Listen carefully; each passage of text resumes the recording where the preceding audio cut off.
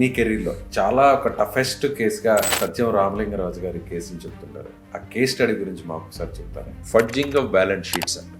Balance షీట్లో మామూలుగా ఏం పెడతాం, మనకున్న లయబిలిటీస్, అసెట్స్. మీరు 10 కోట్లకు వర్క్ ఇచ్చారు వాళ్ళు, కానీ వాళ్ళ దాంట్లో 15 కోట్లు చూపించారు. మరి 5 కోట్లు ఎక్కడి నుంచి వస్తుంది? మరి ఈ 5 కోట్లు వాళ్ళు ఏం చూపించారంటే మేము బ్యాంకులో ఫిక్స్డ్ డిపాజిట్లు వేసామని. మరి బ్యాంకు వాళ్ళు ఫిక్స్డ్ డిపాజిట్ ఇవ్వరు, కాబట్టి ఈ 5 కోట్లకు ఫిక్స్డ్ డిపాజిట్లు కూడా వీళ్ళే తయారు చేశారు, వీళ్ళే క్రియేట్ చేశారు.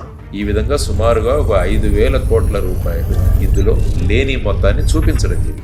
ఈ కంపెనీలో ఉన్న వాళ్ళకి లోపల ఏం జరుగుతుందో తెలుస్తుంది. కాబట్టి ఈ 10 మంది ఏం చేశారంటే వాళ్ళ షేర్లను బయటికి తీసుకుని వీళ్ళు మైటాస్ కంపెనీలు పెట్టి అందులో భూములు కొనడం మొదలుపెట్టారు. ఇప్పుడు ఎలాంటి పరిస్థితి వచ్చిందంటే నా బ్యాలెన్స్ షీట్లో సుమారుగా 5,000 కోట్ల లోటు ఉంది. నేను ఈ డబ్బులు పెట్టి కొన్న భూముల విలువ సుమారు 8,000 కోట్లు. సత్యంని మైటాస్ని కలపాలనుకున్నాను.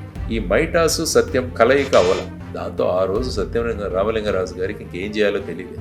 మన దేశంలో ఇటీవల జరిపిన అధ్యయనాల ప్రకారం 60 ఏళ్ల వయసు దాటిన వారిలో చాలామంది మోకాళ్ళ సమస్యలతో బాధపడుతున్నారు. అందులో మోకాళ్ళ చిప్పులు అరిగిపోయి చాలామంది సర్జరీకి వెళ్తున్నారు. అయితే సర్జరీయే దిక్కు అనుకునే వారికి ఎపియాన్ పెయిన్ క్లినిక్ ఒక శుభవార్త చెప్పింది. ప్లాస్మా థెరపీ ద్వారా ఈ సమస్యకు చెక్ పెడుతుంది. సో ఇమీడియట్గా ఈ సమస్యతో బాధపడేవారు ఈ కింద నెంబర్కు కాల్ చేయండి.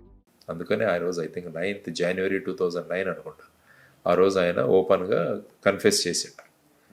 బ్యాంకుల్లో మీకు ఏదైతే కనిపిస్తుందో అది నిజంగా లేదు మా దగ్గర. ఆయన ఓపెన్గా ఆయన కన్ఫెస్ చేశారు. సో ఆ తర్వాత ఇందులో జరిగిన ఈ ప్రక్రియ ఏదైతే ఉందో, బ్యాలెన్స్ షీట్ నేను ఎలాగా ఫడ్జ్ చేయడం, తర్వాత బ్యాంక్ స్టేట్మెంట్లను ఏ విధంగా మార్చడం, ఎఫ్డిఆర్లను ఏ విధంగా తయారు చేయడం, ఇవన్నీ కూడా చేసి ఆ తర్వాత కోర్టులో ఛార్జ్షీట్ వేయడం జరిగింది.